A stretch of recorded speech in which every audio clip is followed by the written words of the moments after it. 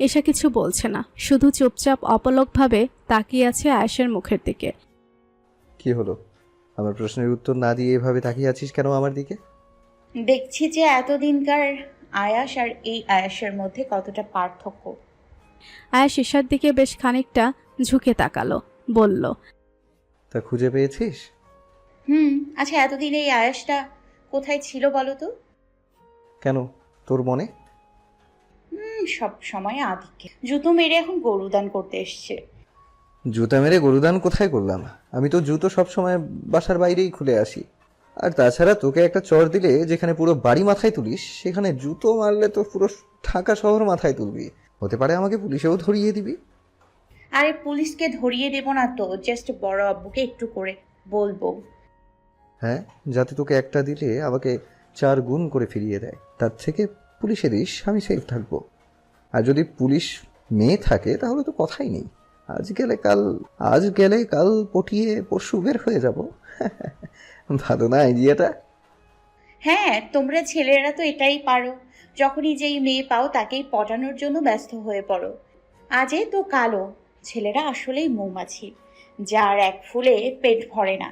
কারণ সে তো আবার মধু আহরণ করতে ভালোবাসে, তার কাজেই তো মধু আহরণ করা, সে যেই ফুলেই হোক না কেন। আয়েশ কোনো রকম অবাক হলো না, কারণ ঈশার রাগটা যে মিলিকে নিয়ে সেটাও আগে থেকেই জানতো। ইনফ্যাক্ট এটাও জানতো যে ম্যাডামের রাগ ভাঙাতে হলে অনেক কথা শুনতে হবে, আর হলো সেটাই। ঈশা যে মিলিকে নিয়ে খুব বেশি জেলাস সেটা ঈশার কথাগুলোই বুঝিয়ে দিচ্ছে। তবে আয়েশের কোনো রাগ হচ্ছে না ঈশার উপর, বরং এটা ভেবে খুশি লাগছে যে ওর প্ল্যান কাজ করেছে। হ্যাঁ, আয়েশের প্ল্যানই ছিল এটা। আসলে আয়েশ জানতে চেয়েছিল যে ঈশা ওকে কতটা ভালোবাসে। যদিও আয়েশ আগে থেকেই জানতো ঈশা ওকে ভালোবাসে, কিন্তু তারপরেও মনের মধ্যে একটা অস্বস্তি কাজ করছিল।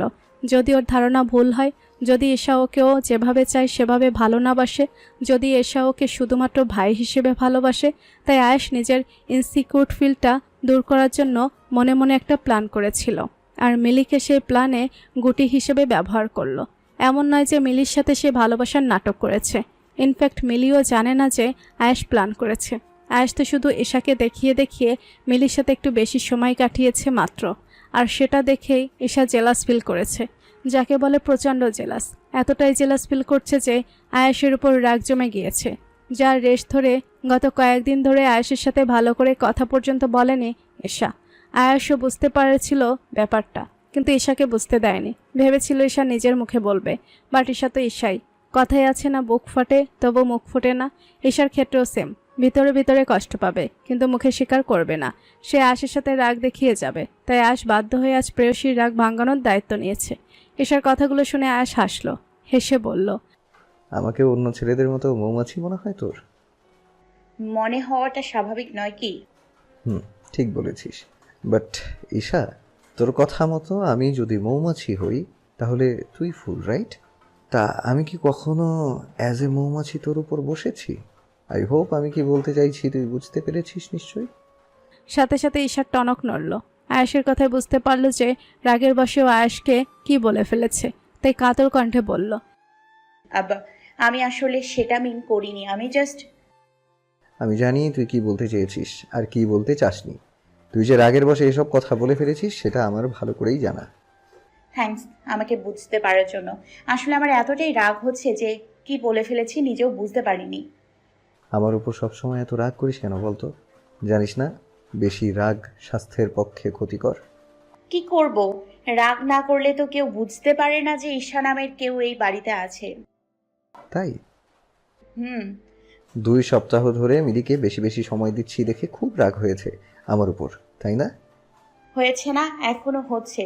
সাদের মামাতো বোনকে পেয়ে তো আমাকে ভুলেই গিয়েছো একেবারে। কই, আগে তো মিলি আপু আসলেও আমাকে কখনো ইগনোর করনি, তাহলে এইবার কেন? আগে তো কখনো কাউকে পরীক্ষা করার প্রয়োজন পড়েনি, কি করে বুঝাই তোকে সেটা? কি হলো, কি ভাবছো মনে মনে? কিছু না। তাহলে বললে না যে মিলি আপুকে পেয়ে আমাকে ইগনোর করছো কেন? তোর কি মনে হয় আমি তোকে সত্যি ইগনোর করেছি? মনে হওয়াটা স্বাভাবিক নয় কি? আচ্ছা, সারা জীবন কি এভাবে মাথা মুড়াই থেকে যাবি? পাগলি কোথাকার। মিলি আমাদের গেস্ট, আর ওকে সময় দেয়াটা আমার দায়িত্বের মধ্যে পড়ে। এতে এত রাগ করার কি আছে? তাই বলে সব সময় অফিসে গেলেও দেখো ও তোমার পেছন পেছন চলে যাচ্ছে। বাড়িতে আসলেও দেখো তুমি অফিস থেকে আসার পর থেকে তোমার রুমেই বসে আছে। সব সময় ওকে সাথে রাখাটাও কি দায়িত্বের মধ্যে পড়ে? ও আবার ওকে নিয়ে নাকি একসাথে মুভিও দেখা হয়। কই আমি বললে তো আমার সাথে কেউ মুভি দেখে না, তাহলে একসাথে মুভি দেখাটাও বুঝি দায়িত্ব? বাহ, ম্যাডাম তো দেখছি বেশ জেলাস। তা ম্যাম সাহেব কি জানেন যে তার অপ্রিয় মানুষটি একটু গায়ে পড়া টাইপের? তুই তো জানিসই মিলি বরাবরই একটু গায়ে পড়া টাইপের। আমি চাইলেও কিন্তু ওর থেকে দূরে থাকতে পারি না। আর তারপরেও যদি আমি ওকে বারণ করতাম আমার রুমে আসতে কিংবা আমার অফিসে না যেতে, তাহলে ও গিয়ে মাকে বলতো। আমার মা এতে কষ্ট পেত। তুই কি চাস আমি মাকে কষ্ট দিই? তাই তো ওকে সহ্য করতে হচ্ছে। আর রইল সন্ধ্যায় মুভি দেখার বিষয়টা, তাই তো? ট্রাস্ট মি, আমি তখন ওর সাথে কোনো মুভি দেখিনি, ও বানিয়ে বলেছে ওটা। তাহলে আমি যখন ল্যাপটপের জন্য তোমার রুমে এসেছিলাম তখন তোমরা কি দেখে হাসছিলে শুনি? একটা কমেডি সিন। আমি শুয়ে শুয়ে মোবাইল টিপছিলাম আর মিলি আমার ল্যাপটপ নিয়ে সেটাতে মুভি দেখছিল। হঠাৎ একটা কমেডি সিন দেখতে পেয়ে আমাকেও দেখার জন্য টেনে তোলে, তাই আমি বাধ্য হয়ে দেখছিলাম সেটা। সত্যি বলছো তুমি? 100%। তবে ডোন্ট ওয়ারি, তোর জন্য একটা গুড নিউজ আছে। কি গুড নিউজ? গুড নিউজটা হলো মিলিরা কাল চলে যাচ্ছে। তোর সব থেকে বড় শত্রু কাল বিদায় হয়ে যাবে। সত্যি সত্যি বলছো তুমি? কাল চলে যাবে ওরা? এশাকে খুশি হতে দেখে আশ হাসলো, হেসে বলল, মনে হচ্ছে কাল ওরা চলে যাবে শুনে অনেক খুশি হয়েছিস। সে তো অবশ্যই, বাট অয়ন ভাইয়ার জন্য খারাপ লাগছে। অয়ন ভাইয়াকে অনেক মিস করব। বাহ, আমি মিলিকে সময় দিয়েছি বলে আপনি আমার সাথে রেগে বোম হয়ে আছেন। আর আপনি যে বলেছেন অয়নকে মিস করবেন, তার বেলায় নিজের বেলায় 16 আনা আর আমার বেলায় 4 আনা। আরে অয়ন ভাইয়া তো আমার ভাইয়া হয়। ও আমার জন্য প্রতিদিন এতগুলা চিপস আর চকলেট আনে। ও চলে গেলে আমার জন্য এভাবে বেশি বেশি চিপস আর চকলেট কে আনবে? মিলি আপু আসার পর থেকে তুমিও তো আমার জন্য এখন চিপস আর চকলেট আনো না। আমার জন্য তাহলে চিপস আর চকলেট কে আনবে এখন থেকে? মিলি আসার পর থেকে তুইও তো সন্ধ্যায় আমার জন্য চা করে নিয়ে আসিস না। মিলি রোজ চা করে আনতে চায়, কিন্তু আমি বারণ করি। তাহলে ওকে আমি না যেতে বলি, কারণ ও থাকলে আমাকে অ্যাটলিস্ট সন্ধ্যায় আর চা না খেয়ে থাকতে হবে না, কারণ তুই তো চা করে আনবি না। একদম মিথ্যা কথা বলবা না। মিলি আপু আসার পরেও 3 দিন আমি তোমার জন্য চা নিয়ে এসেছি। আগে চা আনলে 1 কাপ নিজে খেতে, আর 1 কাপ আমাকে খেতে বলতে। আর মিলি আপু আসার পর থেকে চা আনলে নিজে 1 কাপ খাও আর 1 কাপ মিলি আপুকে দাও। আরও বলে কি না, মিলি নে চা খা, ঈশা চা এনেছে। আমি চা আনবো আর খাবে কি না ওই মুলো, তাই আমি চা আনা বন্ধ করে দিয়েছি। হোয়াট? তুই মিলি থেকে সোজা মুলো বানিয়ে দিলি? মিলি থেকে মূলো নয়, বরং মূলোর মতো ফর্সা বলেই মূলো বলেছি। কি? ফর্সা বলে তুই ওকে মুলো বানিয়ে দিলি? সত্যি ঈশা, তুই পারিসও বটে। মিলির ওপর তোর এতটাই রাগ যে সোজা মুলো বানিয়ে দিলি। আর কি বলছিলি? তুই চা করে আনলে আমি তোকে চা খেতে না বলে ওকে খেতে বলি, তাই তো? আচ্ছা, কেউ যদি আমার রুমে বসে থাকে, আমার বাসায় যদি আমার জন্য চা বানিয়ে নিয়ে আসে, তখন আমার চাটা আগে আমি না খেয়ে ওকেই তো খেতে দিতে হবে। আর সেখানে তুই 2 কাপ চা এনেছিলি। অ্যাট দ্য সেম টাইম মিলি আমার রুমে বসে আছে। আমি কি করে ওকে বাদ দিয়ে তোকে বলি যে ঈশা বস চা খা? এটা কি ভালো দেখায়? হ্যাঁ, তুই যদি 3 কাপ চা আনতি আর আমি তোকে খেতে না বলতাম, যদি বলতাম 1 কাপ নিয়ে যা, তাহলে আমার দোষ ছিল। কিন্তু এখন দোষটা তো তোর। তুই মিলি আসার পর যেই 3 দিন চা এনেছিলি, সেই 3 দিনই 2 কাপ করে চা এনেছিলি। যখন একদিন দেখেছিস, দ্বিতীয় দিন দেখেছিস যে আমি অফিস থেকে আসার পর মিলি আমার রুমে এসে বসে থাকে, তখন 3 দিনের দিন তোর উচিত ছিল 3 কাপ চা নিয়ে আসা। আর তুই কিনা তার পরের দিন থেকে চা আনাই বন্ধ করে দিলি। এখন তুই বল, দোষটা কি আমার নাকি তোর? সেটাই ভাবছি, দোষটা আসলে কার বলো তো? এশার দুষ্টু কণ্ঠ শুনে আশ রাগ নিয়ে বলল, তুই আর মানুষ হবি না, না? আমি কি এখন মানুষ না? তোমার কি আমাকে দেখে গরু ছাগল মনে হচ্ছে? আচ্ছা, আমার জন্য এতদিন চিপস আর চকলেট আনোনি কেন? আমি কি একবারও বলেছি তোর জন্য এতদিন চিপস আর চকলেট আনিনি? তার মানে তুমি এতদিনও আমার জন্য চিপস আর চকলেট এনেছিলে? কি? তাহলে দাওনি কেন আমাকে? আর কোথায় সেগুলো? কাবার্ডের ওপর তাকিয়ে দেখ। সাথে সাথে ঈশা কাবার্ডের উপর তাকালো, আর তাকিয়েই তো অবাক। ওয়াও, কতগুলো চিপস আর চকলেট, আমার তো এখনই জিভে জল এসেছে। দেখি সরো, আমি ওইগুলো নিব। বলেই যেই না এসে উঠতে চাইলো অমনি আয়াস ওকে আবারও শুয়ে দিল। কোথায় যাচ্ছিস? আরে চিপস আর চকলেটগুলো নিতে যাচ্ছিলাম তো, তুমি আমাকে থামালে কেন? হুম, এখন নিতে পারবি না। তার আগে আমাকে একটা কথা বল। কি কথা? তুই তখন বাবাকে ল্যাপটপ আনতে বললি কেন? ও এই কথা, ল্যাপটপ আনতে বলেছি কারণ আমার ল্যাপটপ লাগবে তাই। ল্যাপটপ বুঝি আমার কাছে নেই? আমার আমিটাই তো পুরো তোর। তাহলে তুই আবার ল্যাপটপ আনতে বললি কেন? কারণ তুমি তো তখন তোমারটা দাওনি, তাই আনতে বলেছি। তা সামান্য একজোড়া জুতো লাগলেও যেখানে এই আয়াসকে বলিস, সেখানে আজ হঠাৎ বাবাকে বললি কেন ল্যাপটপ আনতে? সেটা তো তোমার উপর রাগ করে বলেছিলাম নেয়ার জন্য উঠতে হয়। এবার তো আমাকে চিপস আর চকলেটগুলো নেয়ার জন্য উঠতে দাও। আগে বাবাকে যে ল্যাপটপ আনতে বললি তার কি হবে সেটা বল, তারপর আমি চিপস আর চকলেটগুলো নিতে দিব। আচ্ছা ঠিক আছে, আমি কাল সকালে বড় আব্বুকে বারণ করে দিব ল্যাপটপ আনতে। বলবো তোমারটা দিয়ে আমার কাজ হয়ে গেছে, তাই আর ল্যাপটপ লাগবে না। এবার হ্যাপি? হুম। তখনই দরজায় টোকা পড়ল, সাথে মিলির কণ্ঠও ভেসে আসলো। ঈশা, ঈশা কি ব্যাপার? তুমি ঘুমাবে না? আর তোমরা দরজাই বা বন্ধ করে রেখেছো কেন? দেখেছো, মিলি আপু ডাকছে। মিলি আপু এখন কি ভাব? শ্শ্, তুই চুপ থাক। ঈশার ঠোঁটের উপর আঙ্গুল রেখে কথাটা বলল আয়াস, তারপর চেঁচিয়ে বলল, মিলি, ঈশা অ্যাসাইনমেন্ট করছে আর আমি ওকে হেল্প করছি, তাই দরজা বন্ধ করে রেখে যাই। তুই গিয়ে শুয়ে পড়, ঈশা অ্যাসাইনমেন্ট কমপ্লিট করে তারপর যাবে। আচ্ছা ঠিক আছে, আমি তাহলে রুমে যাচ্ছি। বলেই মিলি সেখান থেকে চলে গেল। মিলি চলে গিয়েছে বুঝতে পেরে এসা বলল, মিলি আপুকে মিথ্যে বললে কেন? তাহলে কি বলতাম শুনি? আমরা এখানে রোম্যান্স করছিলাম, নাকি এটা বলতাম যে ঈশা ম্যাডাম আমার উপর রাগ করেছে, তাই আমি ওনার রাগ ভাঙানোর চেষ্টা করছি? সেটা বললে বুঝি বেশি খুশি হতিস? যদি দরজা খোলা রাখতে তাহলে এসবের কিছুই বলার প্রয়োজন পড়তো না। এক মিনিট, আমার যে অ্যাসাইনমেন্ট আছে সেটা তুমি কি করে জানলে? আমাকে কি তোর মতো মাথা মোটা মনে হয়? তুই যখন ল্যাপটপের জন্য আমার রুমে এসেছিলি আমি তখনই বুঝে গিয়েছিলাম যে তুই ল্যাপটপ নিতে আসার পেছনে কোনো না কোনো কারণ তো আছে, আর কারণটা যে অ্যাসাইনমেন্ট ছাড়া অন্য কিছু না আমি সেটাও জানতাম। তাহলে সব জেনেও আমাকে ল্যাপটপ দিলে না কেন তখন? আমি কি একবারও দিব না বলেছিলাম? জাস্ট তোর সাথে একটু মজা করে কারণ জানতে চেয়েছিলাম, আর তুই কিনা এতটাই রেগেছিলি যে সামান্য ল্যাপটপের জন্য আমার গলা টিপে ধরেছিলি। ভাবা যায়? গলা টিপে ধরেছিলাম, বেশ করেছি। আরো 100 বার ধরবো। ওই মিলি গুন্ডিটা না আসলে তো মেরেই ফেলতাম। আমাকে ল্যাপটপ না দেয়া, তাই না? এখন কিন্তু মিলিয়ে আসবে না। এখন তুই চাইলে গলা টিপে ধরতে পারিস, আবার চাইলে মেরেও ফেলতে পারিস, কিচ্ছু বলবো না, আর কেউ দেখবেও না। নে শুরু কর। বলে আয়াস মুচকি হেসে ঈশার দুহাত নিজের গলায় এনে রাখলো। কিন্তু ঈশা আয়াসের গলা চেপে ধরার বদলে উল্টো হাত দুটোর সাথে সাথে আয়াসের গলা থেকে সরিয়ে নিল। কি হলো, মেরে ফেল। তুই না বললি মেরে ফেলতে চাস আমায়? তোর হাতে আমি একবার নয়, দুইবার নয়, 1000 বার মরতে রাজি। নে মেরে ফেল আমায়। মনে হচ্ছে আজ খুব রোমান্টিক হয়ে গেছো। ব্যাপার কি? তুই তো বললি আমাকে মেরে ফেলতে চাস, তাই বলছি। আর এখানে রোমান্টিকতার কি খুঁজে পেলি তুই? সেটাই আমারই ভুল হয়েছে। আমি তো ভুলেই গিয়েছিলাম যে মিস্টার আরিয়ান মাহমুদ আয়াসের সাথে রোমান্টিক শব্দটা যায় না, যে কিনা রোমান্টিকের রটাও জানে না, আর সেই হবে romantic. Sorry, this is my fault. যা বলছিস ভেবে বলছিস তো?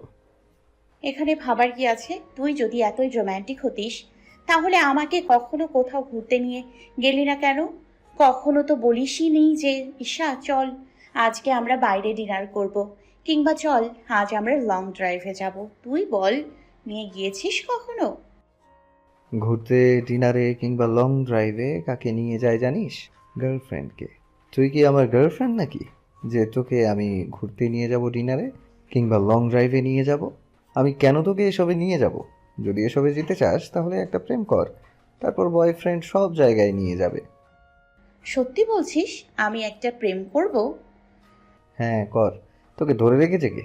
শুধু ছোট মা শুনলে পা দুটো কেটে কুকুরকে খেতে দিবে, এই আর কি। বলছিস না কেন? আম্মু না, বরং তুই চাস না যে আমি প্রেম করি? কিরে, কি ভাবছিস মনে মনে? কিছু না। আচ্ছা রাত তো অনেক হয়েছে, আই থিঙ্ক এবার আমার রুমে যাওয়া উচিত। এবার তো আমাকে উঠতে দেবে নাকি নাকি আমাকে আজ তোমার রুমে রাখবে বলে ঠিক করছো? আমার বই এই গেছে তোকে আমার রুমে রাখতে? তোর রুম নেই, তুই আমার রুমে থাকবি কেন? আমি তো জাস্ট মিলিকে নিয়ে তোর মনে যে ভুল ধারণাটা ছিল সেটা দূর করতেই তোকে এতক্ষণ বসিয়ে রেখেছি। বসিয়ে কোথায় রাখলে? আমাকে তো শুয়ে রাখলে। বসিয়ে রাখা আর শুইয়ে রাখা তো একই হলো, তাই না? এখন আর বকবক না করে তুই রুমে যেতে পারিস। বলতে বলতে আয়াস ঈশার পাশ থেকে উঠে দাঁড়ালো। ঈশাও এবার শোয়া থেকে উঠে বিছানা থেকে নেমে দাঁড়িয়ে বলল, এতক্ষণ তো খুব কেয়ার দেখাচ্ছিলে, আর এখন তাড়িয়ে দিচ্ছ? থাকবো না তোমার রুমে, চলে যাচ্ছি আমি। শুধু চিপস আর চকলেটগুলো নিয়ে দাও। এত উঁচুতে আমি নাগাল পাবো না। চকোলেট আর চিপসের কথা সেই মনে রেখে দিলি না? এসব হাবিজাবি জিনিস যে কে খাওয়া শিখিয়েছে তোকে? এসব পচা খাবার কি করে খাস? এগুলো মানুষ খায়?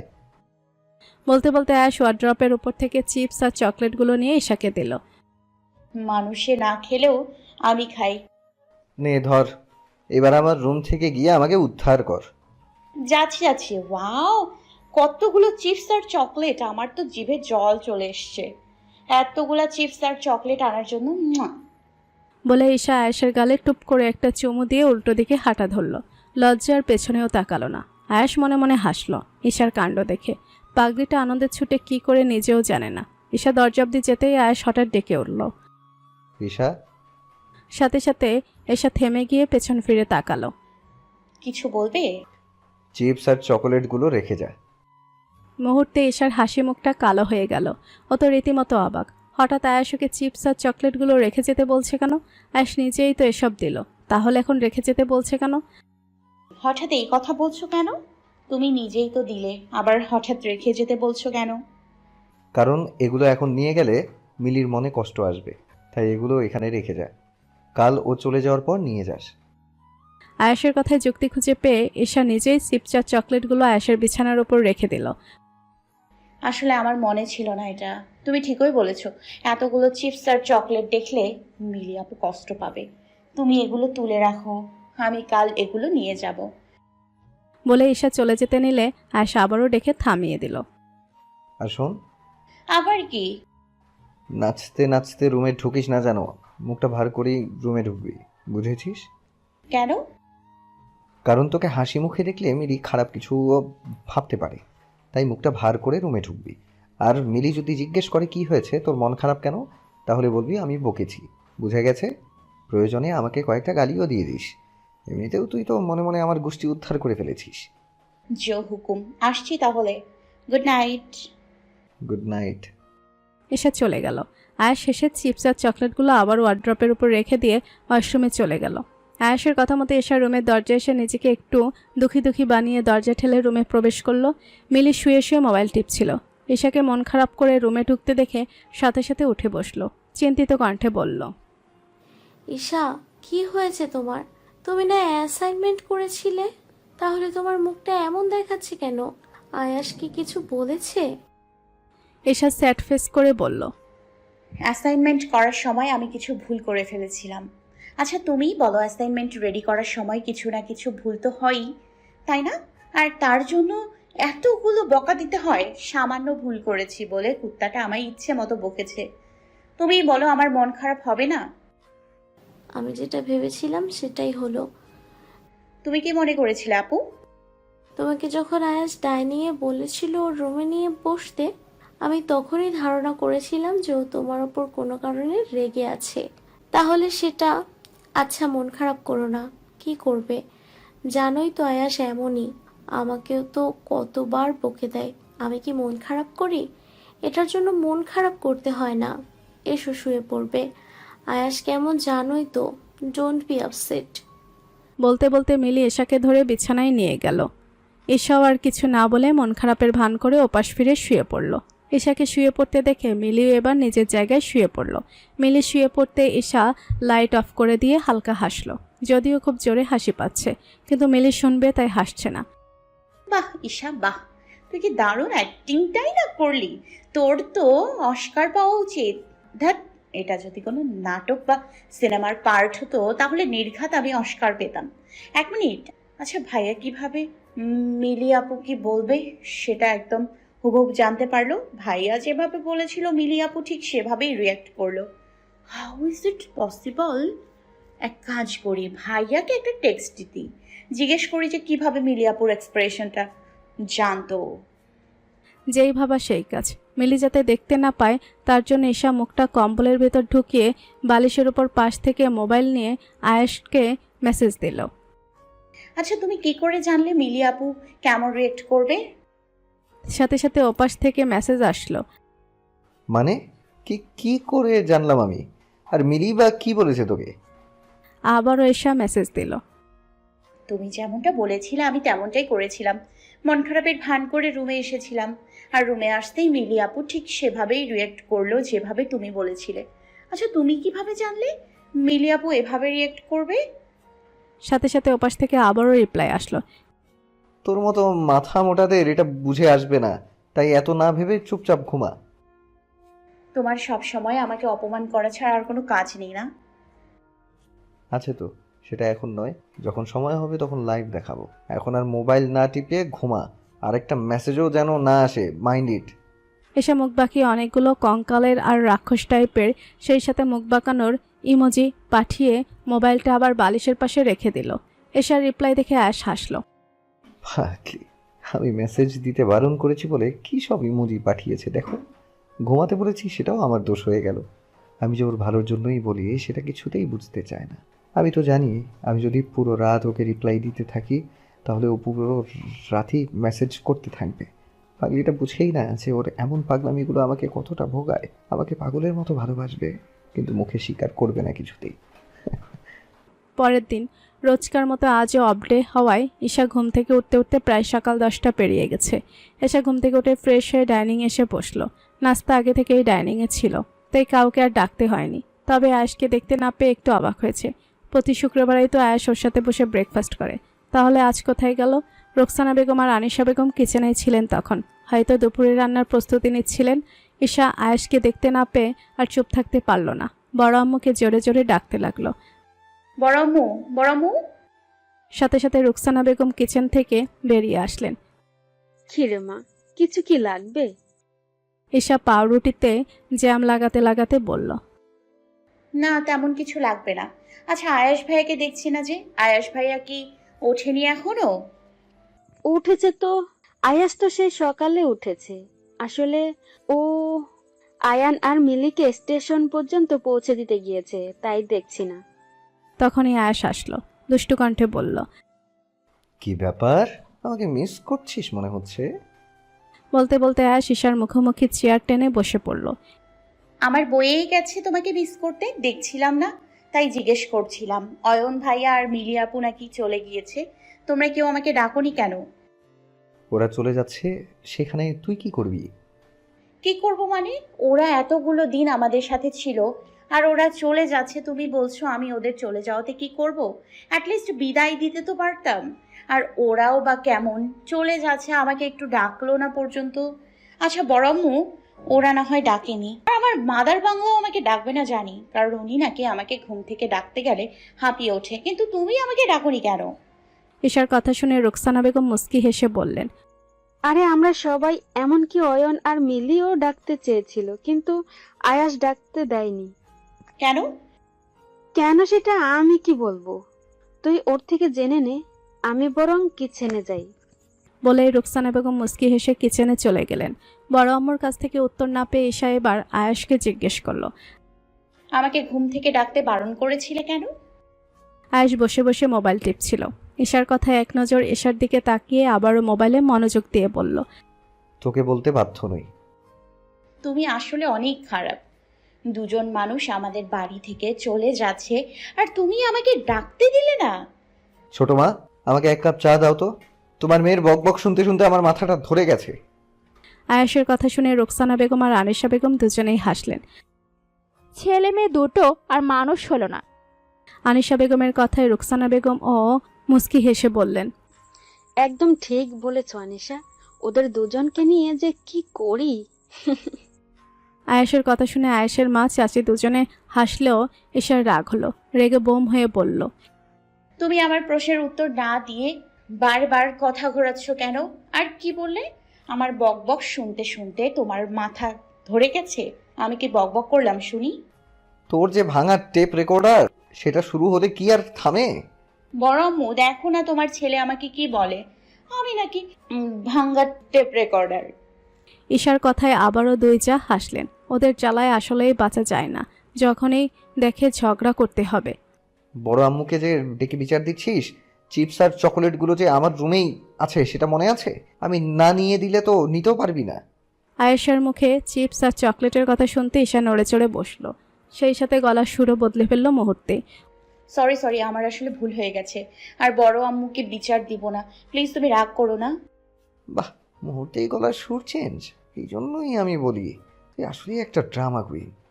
অন্য সময় হলে যদিও ওই ড্রামা কুইন শব্দটা শুনে ঈশা রিয়াক্ট করতো, কিন্তু এখন চিপস আর চকলেটের কথা ভেবে কোনো রিয়াক্ট করলো না, বরং হাসি মুখে বলল, সে তুমি যাই বলো। আচ্ছা চলো না, আমাকে চিপস আর চকলেটগুলো একটু নিয়ে দেবে, এখন তো আর মিলি আপু নেই। তো চিপস আর চকোলেট নিয়ে দিতে গিয়ে আমার চাটা ঠান্ডা হয়ে যাক, তাই না? আগে চা খাবো, তারপর রুমে যাব। রুমে গেলে তখন যাস, নিয়ে দিব। কিন্তু এত কিন্তু কিন্তু করলে নিজে গিয়ে নিয়ে নে, আমাকে বলিস না।